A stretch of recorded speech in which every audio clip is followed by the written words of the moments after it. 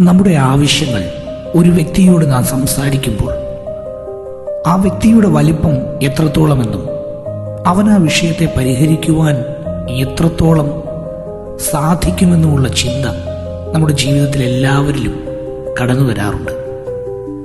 നാം അഭിമുഖീകരിക്കുന്ന വിഷയം എത്ര വലുതാണെങ്കിൽ അതിനേക്കാൾ വലിയ വ്യക്തിയെയാകും നാം എപ്പോഴും സമീപിക്കുക.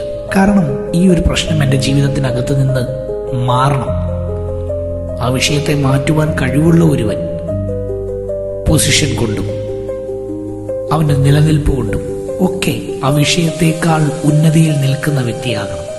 ആ ഒരു വിഷയം നാം ആശ്രയിക്കുന്ന വ്യക്തിയിലേക്ക് കൊണ്ടുപോയി കൊടുക്കുമ്പോൾ അവനത് എളുപ്പം പരിഹരിക്കാൻ കഴിയും എന്ന വിശ്വാസം നമുക്കുണ്ടെങ്കിൽ മാത്രമേ നമ്മൾ അത്തരത്തിലൊരു വ്യക്തിയെ ആശ്രയിക്കാറുള്ളൂ.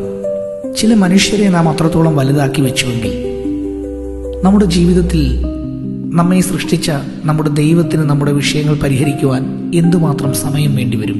ഒന്ന് ചിന്തിച്ചേ. 57 സങ്കീർത്തനം 2 വാക്യം ഇങ്ങനെ വായിക്കുന്നു: അത്യുന്നതനായ ദൈവത്തെ ഞാൻ വിളിച്ചപേക്ഷിക്കുന്നു, എനിക്കു വേണ്ടി സകലവും നിർവഹിക്കുന്ന ദൈവത്തെ തന്നെ. നിന്റെ സൃഷ്ടിപ്പ് മുതൽ നിന്നെ കൂടെ ഇരുന്ന് സഹായിക്കുകയും നിന്റെ ഓരോ വളർച്ചാ കാലഘട്ടത്തിലും അപ്പനേക്കാൾ അമ്മയേക്കാൾ നിന്റെ കൂടെ നിന്ന് കൈത്താങ്ങൽ തരികയും ചെയ്ത, നിന്നോട് സംസാരിച്ച ആ ദൈവത്തെ എപ്പോഴെങ്കിലും നീ മറന്നുപോയിട്ട് മറ്റൊരു മനുഷ്യനിലേക്ക് ആശ്രയത്തെ മാറ്റിയിട്ടുണ്ടെങ്കിൽ ഇന്നൊരു മടങ്ങി വരവ്, ഇന്ന് നിനക്ക് മടങ്ങി വരാൻ കഴിയുമോ? ആ പൂർണ്ണനായ ദൈവത്തിങ്കിലേക്ക് നിനക്കൊന്ന് മടങ്ങി വരുവാൻ സാധിക്കുമോ?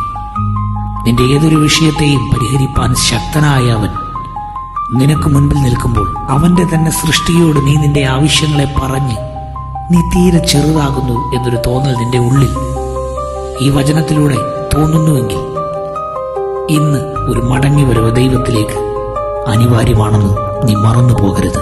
അത്യുന്നതനായ ദൈവത്തെ ഞാൻ വിളിച്ചപേക്ഷിക്കുന്നു, എനിക്ക് വേണ്ടി സകലവും നിർവഹിക്കുന്ന ദൈവത്തെ തന്നെ. ആ ദൈവത്തെ തന്നെ നമുക്ക് ആശ്രയിക്കാം. മനുഷ്യരിലെ ആശ്രയത്തെ നമുക്ക് മാറ്റാം. ആമേൻ.